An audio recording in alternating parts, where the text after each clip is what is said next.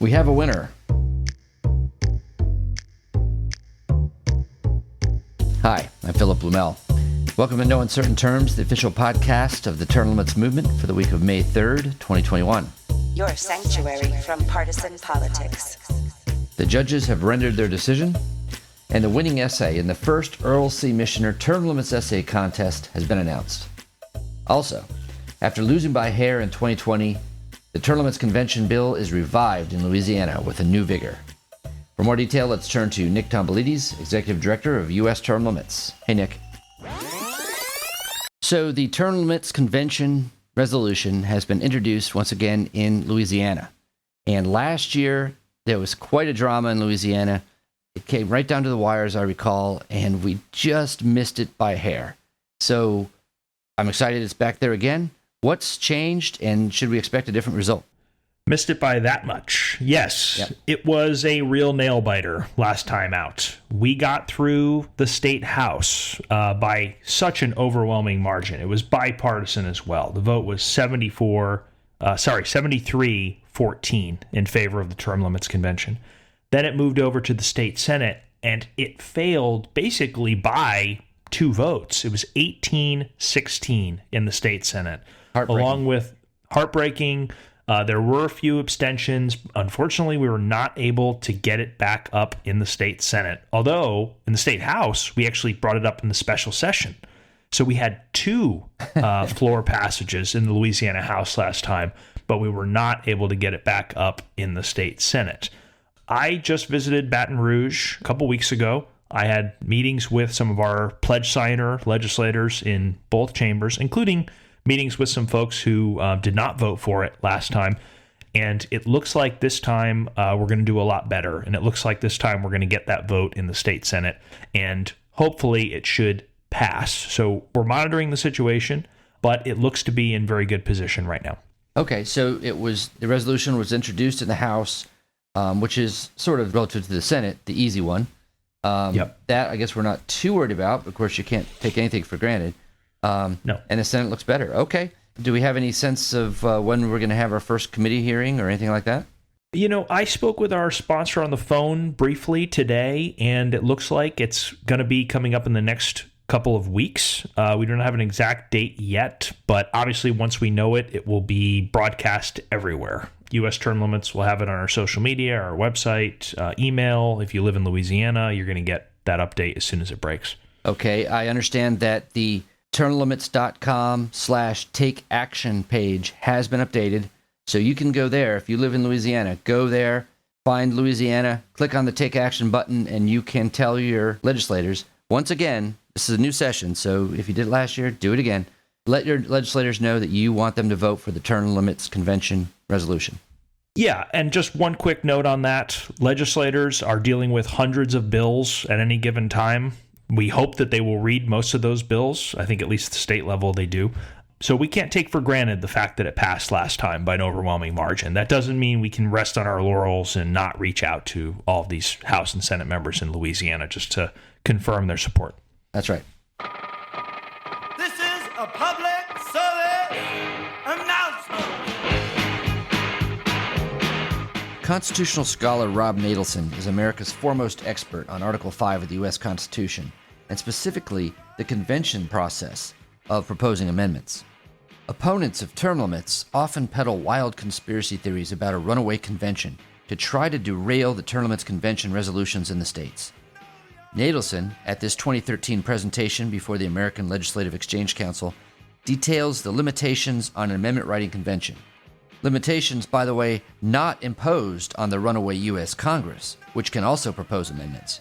Let me just finish up here by making a few points regarding the runaway scenario.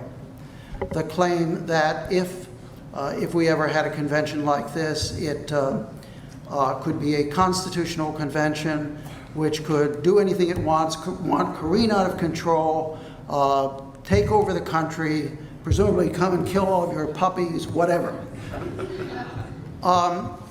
There are far, far more controls over this convention than there are over the runaway Congress.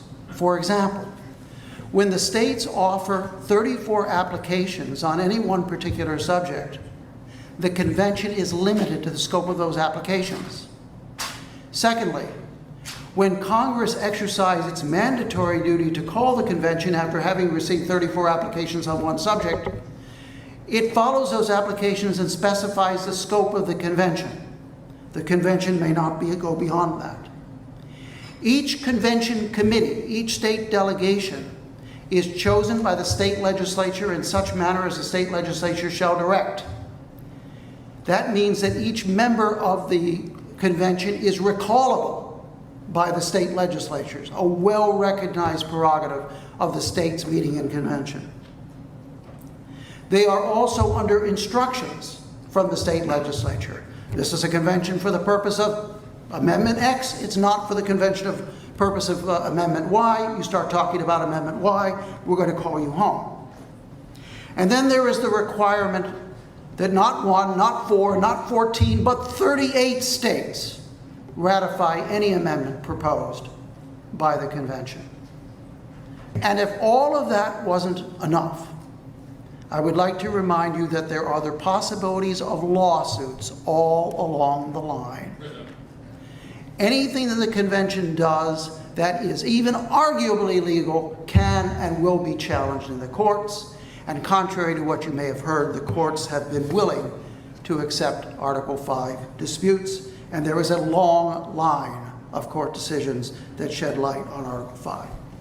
So the real risks are not from the runaway convention. The real risks are that we won't have a convention. The state legislatures may not act, and the federal government may continue to careen out of control. The convention may propose, but then the states refuse to ratify, and Congress continue out of control. Or groups might very well sue to try to throw a monkey wrench into the convention, and with the same results. But we do have the obligation to act. Let me just suggest to you one possible vignette in closing here. Let's suppose that contrary to all expectations, the door were to open from the back, and in strode James Madison and John Dickinson. And after we all gasped and wondered how they got there, we all mobbed around them to talk to them. And several of us started complaining to them about what the federal government had become. That had become a government that had snapped its powers, its scope of its powers a long time ago. That had become a government that had burdened us with incredible debt. That had become a government that often was oppressive and couldn't even balance its own budget. And when we outlined all those problems to Mr. Dickinson and Mr. Madison, what would be their response? Their response would be, well, have you used the procedure in Article 5 that we wrote into the Constitution for exactly that eventuality? And when we sheepishly admitted that, no, we hadn't, we'd allowed ourselves to be distracted by alarmists and quacks, and we'd never really done it. No doubt, they would look at us and say that the situation was our own fault. And they would be right.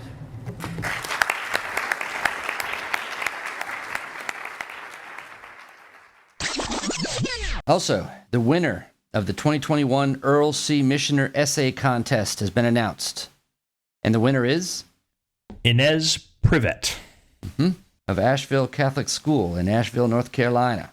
And so this was our first go at this. I think it's junior high school and high school. And Inez is a 7th grader at Asheville Catholic School, and she had an essay about the 22nd Amendment and term limiting of the President of the United States. Yeah, it was a fantastic essay, and obviously we are a pro-term limits organization, but we want everyone to form their own opinions about this issue, so we didn't tell Inez to, or anyone that they had to be for term limits or against it. We just wanted to hear about the history of this issue. The 22nd Amendment is such a foundational amendment in our country, and the history behind it is really fascinating. In the essay, she talks about Franklin Delano Roosevelt, how term limits for the president was a bipartisan issue. We actually asked her about that in another interview we have on our YouTube page. She said that was a surprise to her. and how the reasons for passing term limits on the president were so that we did not have a dictator come to power in America and just refuse to let go. It's all really fascinating. It's a well-written essay, and you can check it out on termlimits.com. Absolutely. There's a special page dedicated to it, termlimits.com/essay contest, and you can see the interview with Inez and her teacher, Madison Dancer, and also hear an audio recording of the essay itself, read the essay, and also read more about the essay program. And we'll be doing it again next year, so if anyone listening has a high school student that may want to participate, then go to termlimits.com/essay contest. Hi, this is Scott Tillman, the National Field Director with U.S. Term Limits. There are two ways we can put term limits on Congress. First, Congress can refer a term limits amendment out to the states. The Congressional Term Limits resolution that would do this is HJR 12 in the U.S. House and SJR 3 in the U.S. Senate, and we have 80 co-sponsors between these two resolutions. The second way to amend the Constitution requires states passing resolutions that ask for a term limits amendment convention, and we are pursuing both routes. We ask candidates for the state legislature to sign a pledge that would help us term limit Congress. That pledge reads, I pledge that as a member of the state legislature, I will co-sponsor, vote for, and defend the resolution applying for an Article 5 convention for the sole purpose of enacting term limits on Congress. About 75 special elections for state legislature take place each year. Special elections for 34 state legislative seats have already been scheduled in 16 states for 2021. We have received pledges from over 60 of those candidates. Ballotpedia is a great place and a resource for finding new election details, but we need help to find and contact the candidates. This involves research and calling the candidates. If you're able to help, please email me, Scott Tillman, at stillman@termlimits.com. That's STILLMAN @termlimits.com. Anything else, Nick? Yeah, it's regrettable, but we have to announce a defeat for term limits here in Florida, of all places. This came as a huge surprise this week. Surprise, hell, we were bragging about this in the last podcast.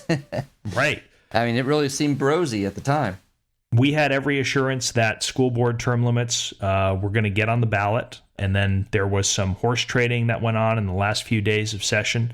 Unfortunately, the House did everything it could. They passed the resolution to put it on the ballot, and then on, I think, the second to last day of session, they passed an amendment to another bill that would have put school board term limits into the state statutes, of all places, which is really extraordinary. Unfortunately, when that amendment was transmitted to the Senate plucked it out, not necessarily because they don't support term limits, but because maybe they didn't think this big bill that affected Florida schools in so many other ways could pass with that amendment intact. So it's very unfortunate because this is the most popular issue in the state of Florida. It's also the most bipartisan issue in the state. And the people of the state have been demanding this for 4 years, and it still has not gotten on the ballot. And you have to question at some point, are many of our legislators in Tallahassee accountable to the people, or are they accountable to the lobbyists and special interests who want to keep school board term limits down? And I think as of late, it looks like they're listening more to the latter. This was so unusual that it almost seems like someone somewhere was being too clever by half, trying to do something so innovative, and it ended up, I guess, capsizing the bill. And, I guess we're still learning the details of what happened, but it was highly unusual. And we thought that with the support of the leadership and support of the governor and everything else, that this was going to happen this time around. But nope, another session, no school board term limits in Florida, but there's always next year. Thanks for joining us for another episode of No Uncertain Terms. The term limits convention bills are moving through the state legislatures. This could be a breakthrough year for the term limits movement. To check on the status of the term limits convention resolution in your state, go to termlimits.com/takeaction. There, you will see if it has been introduced and where it stands in the committee process on its way to the floor vote. If there's action to take, you'll see a Take Action button by your state. Click it. This will give you the opportunity to send a message to the most relevant legislators, urging them to support the legislation. They have to know you're watching. That's termlimits.com/takeaction. If your state has already passed the term limits convention resolution, or the bill's not been introduced in your state, you can still help. please consider making a contribution to U.S. term limits. It is our aim to hit the reset button on the U.S. Congress, and you can help. Go to termlimits.com/donate. termlimits.com/donate. Thanks. We'll be back next week. Find us on most social media at US Term Limits. Like us on Facebook, Twitter, YouTube, LinkedIn, Instagram, and now TikTok.